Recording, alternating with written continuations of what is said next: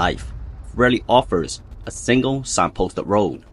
Instead, it unfolds as a landscape of countless diverging paths, each shaped by choice, chance, and circumstances. Justis Huni, who first laced up the gloves at the age of 8, has devoted his life to the long, patient climb, each step a testament to discipline and endurance, bringing him to the very edge of contender status. In contrast, Fabio Wardley's journey has been less conventional, a manifestation to the unpredictability of destiny. With fewer than 10 years in the sport, Wardley has traversed a different route, learning and developing on the job, proving that there is no single blueprint for ultimate glory. While experience can be a powerful ally, it is never an absolute guarantee. Victory favors not the most traveled, but the one who can best harness their gifts when it most matters. There is something uniquely intriguing when two opposing styles intersect in the ring, where the strengths of one highlights the vulnerabilities of the other, and each fighter's competence reveals what the other still seeks. It is through this clash that the bout becomes more than just a contest of fists. It transcends into a dialogue between differing philosophies of pugilism, each boxer embodying virtues the other lacks, each testing the limits of their own approach against the unfamiliar. It is in this interplay of opposites that the true drama of boxing unfolds. Fabio Wardley is an unorthodox pressure fighter. His athleticism, explosive power, and unpredictability have propelled him to the stage. Still, the lingering question remains: will his defensive vulnerabilities and lack of technical refinement ultimately limit his rise?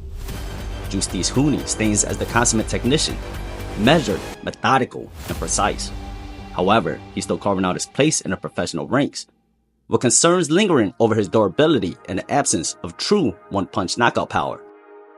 This pits the wildcard of Wardley's raw aggression against Huni's calculated proficiencies, making for a fascinating test of styles. Fighting Wardley in the pocket was like staring down the mouth of a loaded cannon. One false move, and everything could fade to black. Truly a bold risk, but far from a blind one.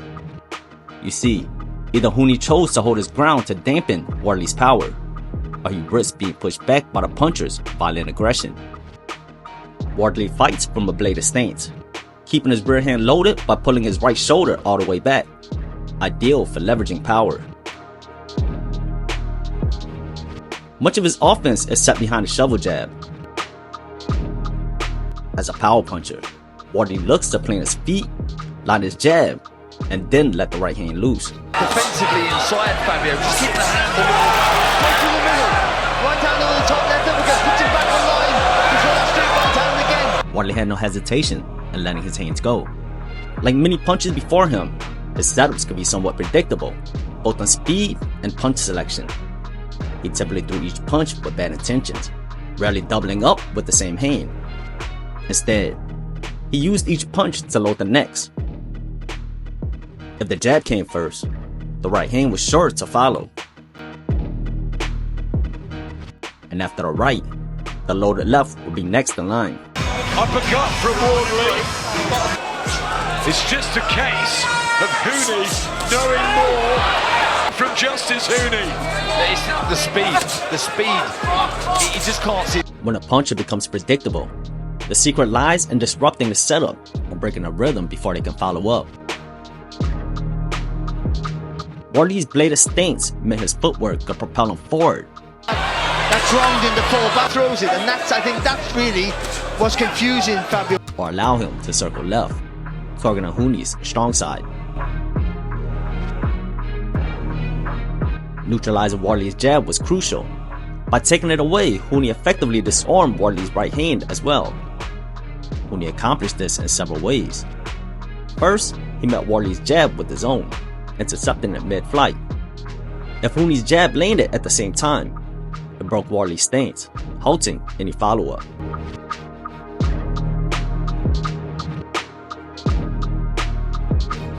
Dominated here, isn't he? Let's be honest. Absolutely. He's been brilliant. He's been made to pay every single time, and that's Everything in his power to try and find something for Justis Huni and the long white socks, the big man from Ipswich. He also relied on timing. when Wardley's jab was blocked or fell short. Huni would fire his own before Wardley's hand could return to his guard, thus catching him while not fully set.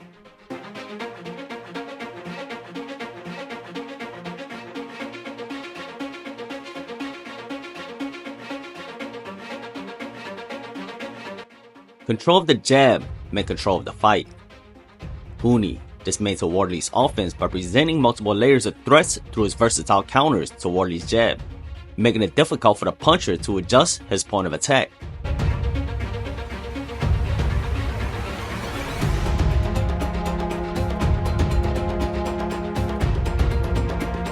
And a lovely right hand from Justis Huni. Shots at him, really turning the hit and the watches. Fabio Wardley trying to chip away at the body. They're working nicely. Impact shots inside. With Wardley unable to establish any offensive rhythm, Huni began using his own jab to push Wardley back, dictating the pace and seizing control of the bout. It was through the jab that created openings for Huni's offense. The underdog. And Eddie Hearn, a flanking Frank. With the jab posing a constant threat, Wardley reacted every time he anticipated it coming. Recognizing this, Huni used feints and misdirections to land his lead left hook, first drawing Wardley's attention to the body with the jab, then coming back upstairs with the lead left hook to the head. Towards a world title shot, but he's got to deal with it. Bro, he's showing us his best ever. To keep Wardley guessing, Huni varied his attacks by switching the jab to the head before digging the left hook into Wardley's body. The Wardley looks a bit tired, a little jaded, doesn't he, Wardley? But yeah, learning on the job still, but this... By the middle rounds, Huni had established a diverse set of threats, leaving Wardley unsure of where the next punch would come from. The issue with Wardley's bladed stance and low lead hand was, without sound defensive fundamentals, he exposed himself to too many openings. With his lead hand low, he couldn't maintain distance or effectively block. His defensive options were limited to dipping at the hips or rolling with the punches. If his timing was slightly off, Huni could manipulate him into moving in ways that left him vulnerable to follow-up shots. Balance towards you. Try and capitalise on that. He's got you playing his game, did he? Look at the corner. Yeah, well, he has. He's dictating the pace. He's really quick. And again, with that right hand, he's done it 3 times. Whereas Huni kept him guessing, Wardley was predictable in his speed and punch selection. Since he struggled to defend on encounters, Huni faced no real deterrent and was free to get into position, get set, then fire, before readjusting, resetting his position for another attack. I would say Darren, but we thought everything into the shots.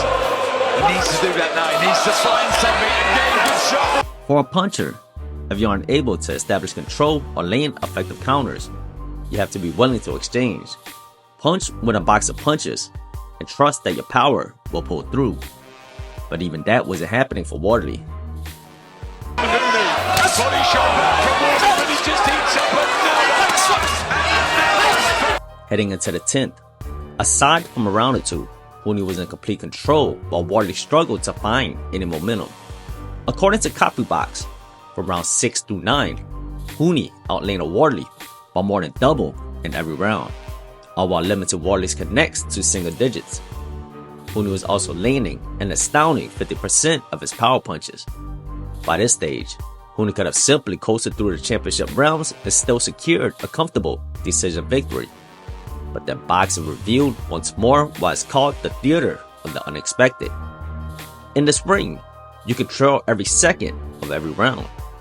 And hope still flickers, because nowhere else can a single moment erase an entire night's struggle. It's the puncher's chance, the ever-present threat. With one good swing, can fate turn on his head?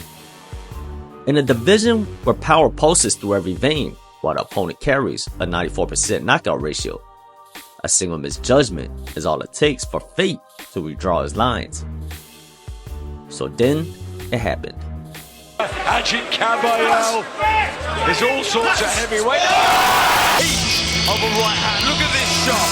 takes his head off the line, right on. As Huni committed to the right cross, Wardley, who struggled to find his timing all night, finally seized the perfect moment, as he was able to catch Huni lunging in with a monstrous right hook. Up until then, the few counters Wardley did throw mostly fell short, as his timing was completely off. Yet boxing has its ways of exposing the thin line between what works and what doesn't. The right hand setup laid a flush throughout the fight, each time without consequence. That is, until the familiar became fatal. Such is the unforgiving nature of boxing. Everything works, until the moment it doesn't.